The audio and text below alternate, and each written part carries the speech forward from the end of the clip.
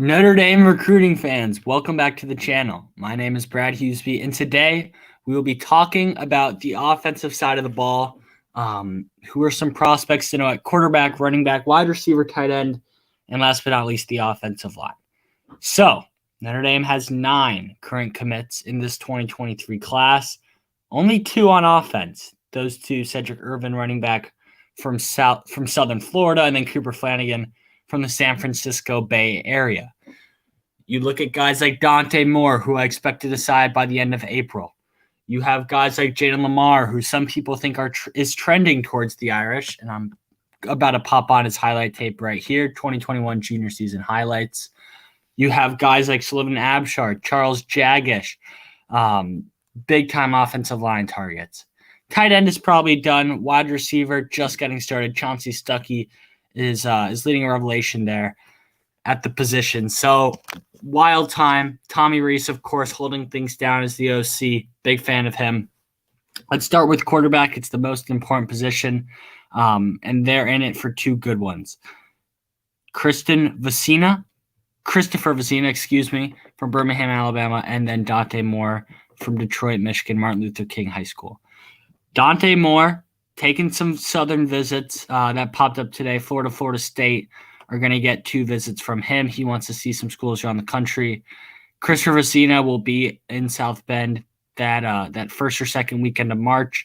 And then Dante Moore, I expect to be in South Bend at some point in time as well. I would be surprised if he wasn't. So with those 2 guys, there isn't really a backup plan at this current moment. Of course, they could always cycle back to Jackson Arnold. Avery Johnson is a name to know. Guys like Dylan Londrin from South Carolina, Georgia area. A lot of names to know. But right now, 2 main guys to know, Christopher Vecina and Dante Moore, and that's by a pretty wide margin. Running back, we've been talking about quarterback recruiting for a long time. Running back recruiting has been interesting. Cedric Irvin committed back in the fall.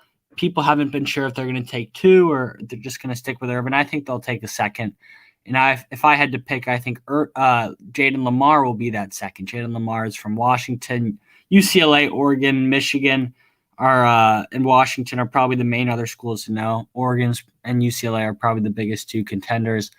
If I had to put a pick in, I'm picking him to the Irish. Really dynamic player, cares about his grades. Distance from home isn't really a huge deal. Likes Michigan, another Big West school. I'm a big fan of Lamar. He's from a smaller region, smaller part of the country, football-wise at least. So people don't really talk about him as much, but he is a stud. You look at his highlight tape right here. 5'11", 6 foot, not the tallest kid in the world, but he's just a grinder. Reminds me a lot of Kyron Williams. I'm just a big fan of him. Very dynamic, can catch the ball well, very great vision, and then he's a speedster as well. So I'm a big fan of Lamar. Wide receiver, this is where things get interesting. Rodney Gallagher, Braylon James, Carnell Tate, Jaden Greathouse, Malik Elzy, Ronan Hannafin, and Rico Flores. Those are the 7 main names to know. This board has shifted and changed a ton throughout the cycle, but those are probably the main names to know as of right now. Kyler Casper, I don't think that's going to work out. If anyone's curious, I just wanted to get that out of the way. Braylon James, I'd like the Irish there. Jaden Greathouse, they're in a battle with Texas. I expect him to decide sometime over the summer. Malik Elzy, if Notre Dame pushes, I expect them to land him. Ronan Hannafin. We'll see. He could play defense too, but I like the Irish there. Carnell Tate, that's going to be a battle. He'll be taking a lot of visits down to the SEC schools and possibly out west as well. Then you have guys, excuse me, I'm blanking. Tyler Williams, sorry, another name, 8th name. Lakeland, Florida, Clemson, very involved. Florida, very involved. Notre Dame really trying to get him on campus for a visit. Rodney Gallagher, Pennsylvania kid. Penn State really involved. Notre Dame, Ohio State might get involved there too. Reminds me a lot of the Caden Saunders kind of recruitment, but I think Notre Dame honestly holds a slight edge over the Nittany Lions. Really values his academics, and I think Notre Dame with a good visit can land him. Rico Flores, top 5 was just announced. Notre Dame made it. UCLA, Georgia, Texas, One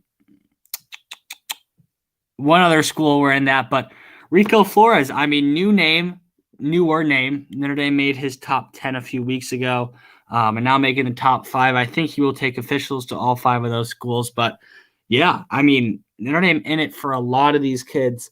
Just Tommy Reese, Chauncey Stuckey in specific, building great relationships with them and their parents.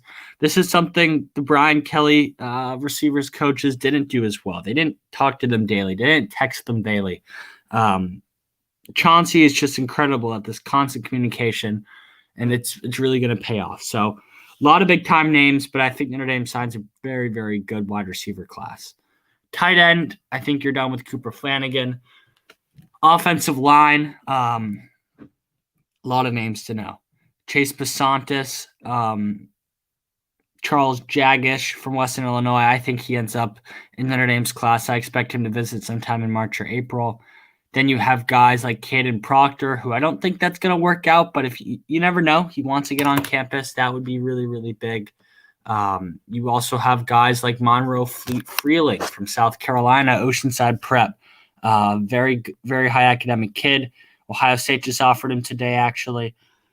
He's a big-time name to know. Austin Shrievold from Ohio. I definitely butchered that pronunciation. He was on campus for junior day, liked his time. Clemson and Ohio State are definitely 2 schools to know there. Just so many targets. The board is so big. Harry Heinstead, of course, recruits these kids well. Samson Ukanala from the Northeast, high 4-star offensive lineman. I expect him to rise in the rankings as well. Just had a dominant wrestling season. Just so many names, guys. Notre Dame's going to end up with a good class. I can promise you that. I don't really know who it will be. They don't have an offensive lineman committed, which by late February is a shock most years. And yeah, Jeff Quinn left. There was the whole Brian Kelly thing. But Harry Heinstead, he might not be a grinder on the trail, but when these kids get on campus and they talk to current players and they experience what he's all about, it's only rave reviews. And Heinz said, well, this is the one position you don't need all 5-star kids to succeed. You don't need all top 100 players. Heinstead is going to develop you, whether you're a 3-star, top 300 guy, yada yada. He's proven this. Quentin Nelson wasn't a 5-star. Mike McGlinchey wasn't a 5-star. Ronnie Stanley wasn't a 5-star. Yet they're 3 of the top 7, 8, 9, 10 offensive linemen in the entire NFL. So Harry Heinstead's going to get the job done. Whether he's recruiting the best of the best or not, I really don't worry about the offensive line when it's under his leadership because he's just so dominant at coaching these kids and producing NFL talent. So that's all I got. Thank you guys for watching. Make sure you like and subscribe.